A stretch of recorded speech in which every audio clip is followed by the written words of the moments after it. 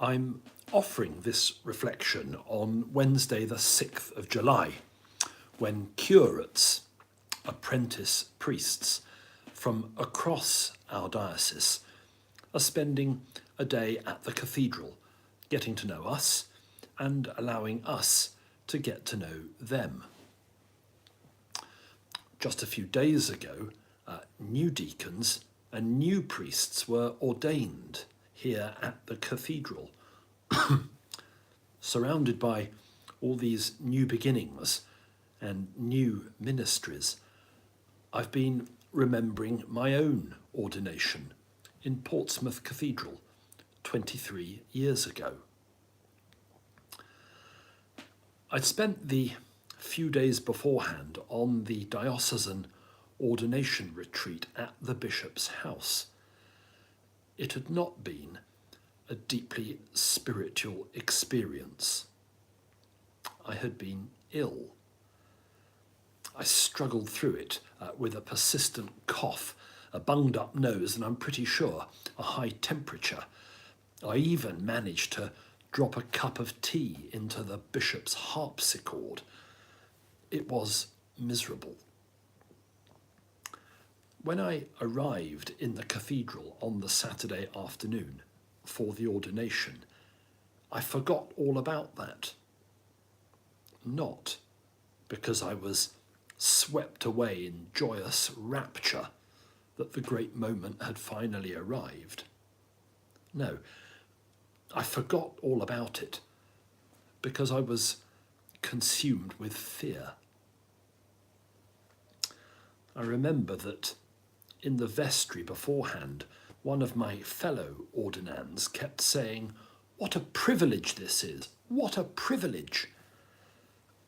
But from where I was standing, I couldn't see any privilege at all.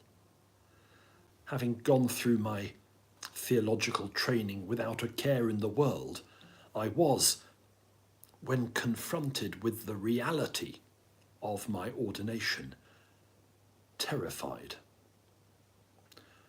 I thought of the job I'd given up and of the London flat I no longer owned. I thought of the income I'd surrendered and of the privacy that my family would no longer enjoy. And I knelt on the hard stone floor of the cathedral in utter despair. I honestly believe that if I could have run from the building, then I would have done so.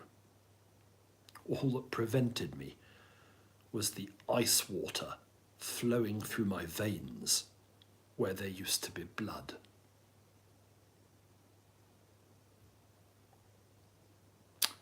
What changed for me? Something did, obviously. I managed to get to my feet and say my vows. The bishop laid his hands on my head. I was ordained. What changed was that as I knelt, I fixed my gaze on a gilded sculpture which hangs on the organ loft at Portsmouth. It's a figure of Christ crucified, fashioned out of driftwood. I looked and looked and looked at this representation of a man in agony. And very slowly, I returned to myself.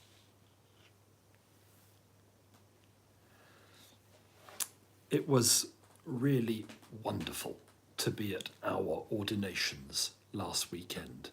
The joy on the candidates' faces was overwhelming, and to see them hug one another and then walk out to a huge round of applause was genuinely moving. I wish every one of them a long and fulfilling ministry. And look, I have loved being a priest and being a dean. Just yesterday, I welcomed nearly 500 school children to the cathedral, and then went to pray with just 12 family members at an interment of ashes in the cloister garth. It's an extraordinarily rich and varied life, and today I agree absolutely with that fellow ordinand. What a privilege. But at my ordination, I was as scared as I have ever been.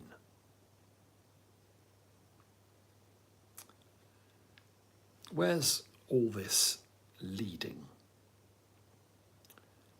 Well, ever since, I have believed that there is no right way to feel about anything.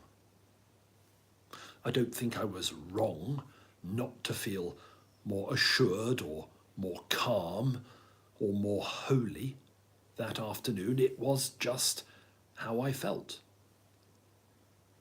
Consequently, I have tried not to assume or judge or second guess what anyone I meet is feeling, ever.